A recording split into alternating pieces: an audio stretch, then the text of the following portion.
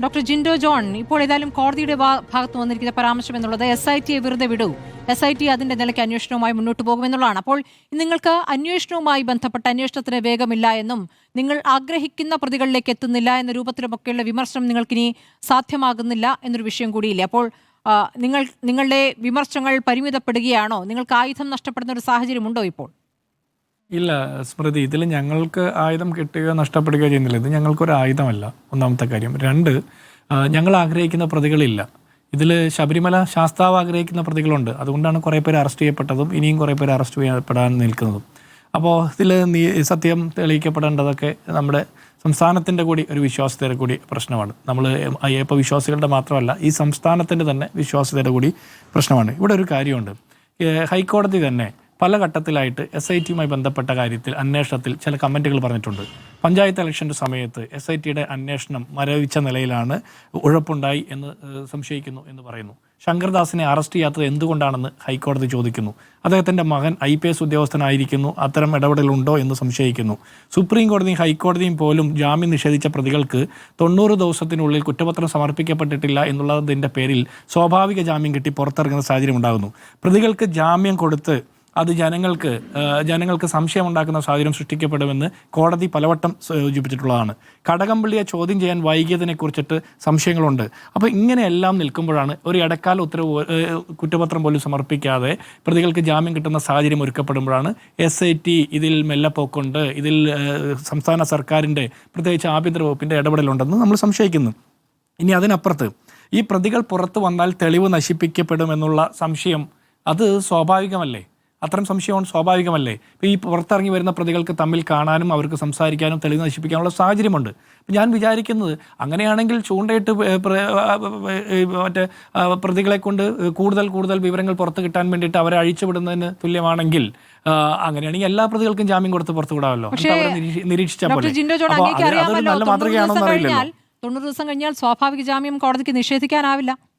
അതാണ് ഞാൻ പറഞ്ഞത്. 90 ദിവസം കഴിഞ്ഞാൽ കോടതിക്ക് സ്വാഭാവിക ജാമ്യം നിഷേധിക്കാൻ പറ്റില്ല. അത് നമ്മുടെ നിയമവ്യവസ്ഥയുടെ ഭാഗമാണ്. അങ്ങനെ ഇരിക്കുമ്പോൾ ഒരു ഇടക്കാല കുറ്റപത്രം പോലും കൊടുക്കാതെ ഇതിൽ യാതൊരു വിധത്തിലും ആളുകളുടെ മുമ്പിൽ ഒരു വിവരങ്ങളും ഇല്ലാത്ത രീതിയിൽ പ്രതികളെല്ലാം പുറത്തേക്ക് ഇറങ്ങി വരിക. ഉണ്ണികൃഷ്ണൻ പോറ്റി ശബരിമല ശാസ്താവിൻ്റെ ശ്രീകോവിലിൻ്റെ കട്ടിളപ്പാളിയും ദ്വാരപാലക ശില്പം അടക്കം മേൽക്കൂരയടക്കം കടത്തി എന്ന് നമ്മളെല്ലാവരും പറയുന്നു. ആ പ്രതി 90 ദിവസത്തിന് ശേഷം സ്വാഭാവിക ജാമ്യത്തിൽ പുറത്തു വരികയാണ്. ഈ മറ്റ് നേതാക്കന്മാർ, CPMൻ്റെ ഉത്തരവാദിത്തപ്പെട്ട നേതാക്കന്മാർ അവകാശപ്പെടുന്നത് പോലെ തന്നെ ഉണ്ണികൃഷ്ണൻ പൊറ്റിക്ക് അവകാശപ്പെടാമല്ലോ. അപ്പോൾ സ്വാഭാവികമായിട്ട് ഇത്ര അവസരം ഒരുക്കപ്പെടുകയല്ലേ? അങ്ങനെ ഒരുക്കപ്പെടുമ്പോൾ കുറേ ആളുകൾ അതിൻ്റെ പിന്തുണയ്ക്കുകയും ഒക്കെ വരുന്നുണ്ടല്ലോ. അപ്പോൾ അത് സാമാന്യ ജനത്തിന്റെ സാമാന്യ ബോധത്തെ വെല്ലുവിളിക്കുന്ന ഒരു നടപടിയായിട്ട് മാത്രമേ ഇതിനെ കാണാൻ പറ്റൂ. ആവർത്തിച്ച് പറയുന്നത് ഈ അന്വേഷണ സംഘത്തിന്മേലൊരു സമ്മർദ്ദമാകില്ല. ഇതിപ്പോൾ ശാസ്ത്രീയമായ പരിശോധനകളാണല്ലോ നടക്കുന്നത്, അത് അങ്ങേക്കും അറിയാവുന്നതാണ്. VSSയിൽ പരിശോധന ഒരു തവണ നടന്നു, പക്ഷേ അത് പൂർണ്ണമായിരുന്നില്ല. സ്വർണം നഷ്ടപ്പെട്ടിട്ടുണ്ടെന്ന് മനസ്സിലാകുന്നു, പക്ഷേ തിരിച്ചെത്തിയത് പഴയതാണോ പുതിയതാണോ എന്നുള്ള പരിശോധനയൊക്കെ അത് പൂർണ്ണമായിട്ടില്ല. വീണ്ടും ഒരു ഡീകോഡിംഗ് നടക്കുന്നു എന്നുള്ള വിവരമാണ്. അപ്പോൾ ഈ സ്വർണം പുതിയതും പഴയതും മാറ്റി മാത്രം പരിശോധിക്കുന്നു, ഇനി ചെമ്പു മാത്രം പരിശോധിക്കുന്നു, അതിൽ ചെമ്പുമായി ബന്ധപ്പെട്ട പരിശോധനയും വേറെ നടക്കുന്നു എന്നാണ് മനസ്സിലാക്കുന്നത്. ഇതിനൊക്കെ എടുക്കുന്ന ഒരു സമയമുണ്ട്, ഒരു പക്ഷേ 2 മാസമൊക്കെ എടുത്ത ശേഷമേ അതിൻ്റെ റിസൾട്ട് കിട്ടുകയുള്ളൂ എന്നാണ് കേൾക്കുന്നത്. അങ്ങനെയെങ്കിൽ അതിന് സമയം കൊടുക്കാതെ വേഗം എന്ന് നമ്മൾ പറഞ്ഞതുകൊണ്ടായോ? അല്ല, ചില കേസുകളിൽ ഇത് അങ്ങനെയാണെങ്കിൽ നമുക്ക് സ്വാഭാവികമായിട്ടും ഇത്തരം ശാസ്ത്രീയ പരിശോധനകൾ, നമ്മുടെ ഗവൺമെൻറ് സംവിധാനത്തിൻ്റെ പരിശോധനകളൊക്കെ നമുക്ക് പലപ്പോഴും അറിയാമല്ലോ. അപ്പോൾ ഓരോ ശാസ്ത്രീയ പരിശോധനകളും ഫയലുകൾ നീങ്ങുന്നതും ഉദ്യോഗസ്ഥരുടെ സൗകര്യത്തിനനുസരിച്ചിട്ട് അന്വേഷണം നടക്കുമ്പോൾ ഇത് കുറേ കാലം കഴിഞ്ഞ് ഇതിൻ്റെ തെളിവുകൾ നശിപ്പിക്കപ്പെടാനുള്ള ഒരുപാട് സാഹചര്യങ്ങളുണ്ട്. അപ്പോൾ അത്തരത്തിൽ അതിൻ്റേതായ രീതിയിൽ തന്നെ പോയാൽ മതി എന്ന് നിർബന്ധമുണ്ടെങ്കിൽ അതിനെ നമുക്ക് സംശയിക്കേണ്ടി തന്നെ വരും. കാരണം ഈ കേസ് മറ്റൊരു കേസ് പോലെയല്ല എന്നുള്ള കാര്യത്തിൽ ഒരു തർക്കം ആർക്കും ഉണ്ടാവില്ല. ഇത് സാധാരണ ഒരു കൊള്ളയോ കളവോ മോഷണമോ പോലോ അല്ല.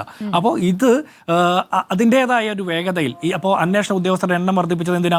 ഇതിന് കൂടുതൽ സാങ്കേതികമായിട്ടുള്ള പരിജ്ഞാനവും അന്വേഷണവും ഒക്കെ നടക്കണം, കൂടുതൽ വേഗത്തിൽ നടക്കണം എന്നുള്ളത് കൊണ്ടല്ലേ പല ഘട്ടത്തിൽ അന്വേഷണ ഉദ്യോഗസ്ഥരുടെ എണ്ണം വർദ്ധിപ്പിച്ചത്. അപ്പോൾ കുറേ കൂടി വിപുലമായിട്ടുള്ള സംവിധാനങ്ങൾ ഒരുക്കിക്കൊണ്ട് വേഗത്തിൽ കുറ്റപത്രം സമർപ്പിക്കാനുള്ള സംവിധാനങ്ങൾ ഉണ്ടാകേണ്ടതായിരുന്നു എന്നുള്ള കാര്യത്തിൽ ഒരു തർക്കവുമില്ല. ഇനി SITയെ വിശ്വാസത്തിലെടുക്കുന്നുണ്ട് എല്ലാവരും. SITയെ നമ്മൾ ഇത്തരം കാര്യങ്ങളിലാണ് നമ്മൾക്ക് ചില സംശയങ്ങളും ചില ആശങ്കകളും ഒക്കെ ഉള്ളത്. അപ്പോൾ പോലും SITയെ വിശ്വാസത്തിലെടുക്കുന്ന കേരളത്തിലെ CPM ആണ്. SITയെ CPM വിശ്വാസത്തിലെടുക്കുമ്പോൾ തന്നെ ഇതേ SIT അറസ്റ്റ് ചെയ്ത് ഇതേ കോടതിയുടെ മേൽനോട്ടത്തിൽ അറസ്റ്റ് ചെയ്ത് ജയിലിലിട്ടിരിക്കുന്ന പത്മകുമാറിനെതിരെ എന്തുകൊണ്ട് നടപടിയെടുക്കുന്നില്ല എന്ന് ചോദിക്കുമ്പോൾ ആ പാർട്ടിക്ക് സംഘടനാപരമായി ചില നടപടിക്രമങ്ങൾ ഉണ്ടെന്ന് പറയാം.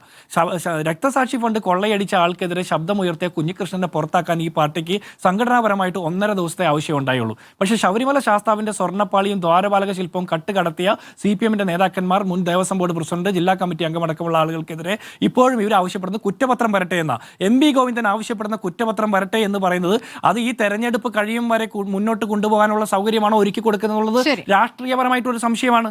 അതുവരെ ഇവർ നടപടിയെടുക്കാതെ മുന്നോട്ട് പോവുകയും ചെയ്യും. അപ്പൊ അവർക്ക് സൗകര്യപ്രദമായ പ്രചരണം നടത്താനുള്ള സൗകര്യം ഒരുക്കി കിട്ടി എന്ന് വേണം സംശയിക്കാൻ. ശരി.